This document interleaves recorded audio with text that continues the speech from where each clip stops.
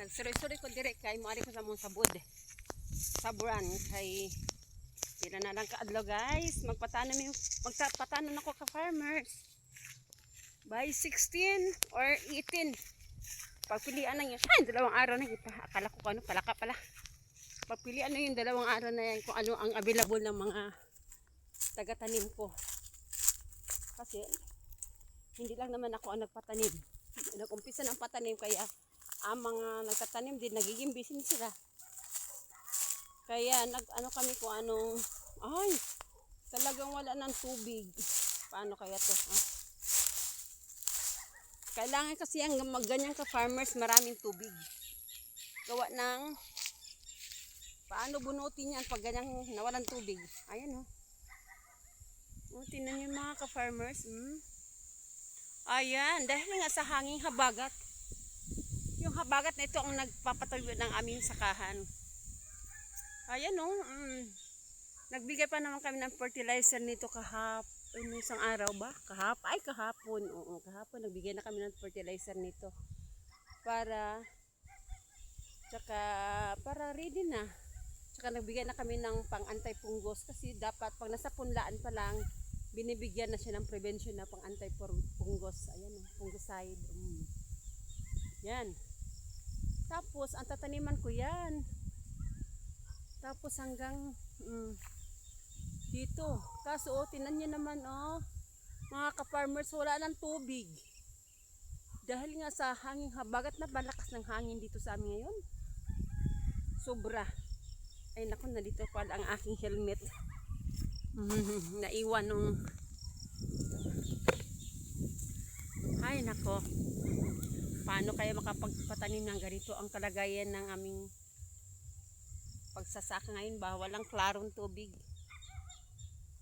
Yun naman yung punlak ko yung pundang palay namin tuyong-tuyo na wala na. Dapat talaga yan matubigan para malambot bunutin siya at hindi naman pwede bunutin na ganyan na walang tubig. Kasi saan isasawsaw yung nabunot kung walang tubig? Mahirap magbunot ng punla na walang tubig yung area. Ayan o. Dalhin ko na tong helmet ko kay hinahanap ko ng aking bossing ko na sana. Yung helmet niya sa kanyang trabaho. Ayan, ang ganda din ng ng takip silim. Ayun. Ay naku, sana umulan. Ayan medyo na brown na siya. Gawa ng inisprehan to ng boyfriend ko noong nakaraang araw. Kasi dapat talaga malinis ang pilapil nito. Kasi kung hindi malinis ang pilapil, pag natanim na transplant na, atake hindi naman ng ano yung tawag sa amin, tabili. Aywan ko anong tawag sa inyo yan. Tsaka daga. Alam niyo naman yung mga kaibigan kong daga. Masisipag sila. Kaya kailangan malinis ang mga pilapil. Kaya yan, malinis na, na-sprayhan na yan. Mga ilang araw na lang yan, talagang mamamatay na yan. O kaya malalanta. Malalanta na pala, hindi mamamatay. Ayan yun. Nalalanta talaga yan siya. Unti-unti siyang chuchugi ang mga damo. Ayan, nako.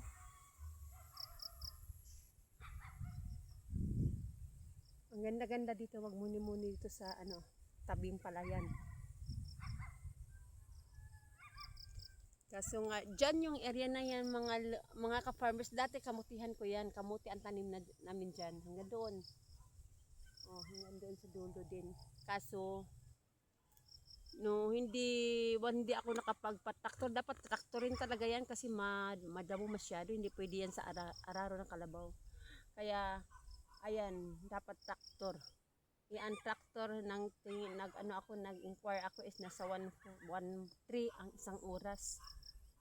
Siguro isang oras lang naman yan kasi dati pinatraktor ko yan. Isang oras ang mahigit ang nakonsumo dyan.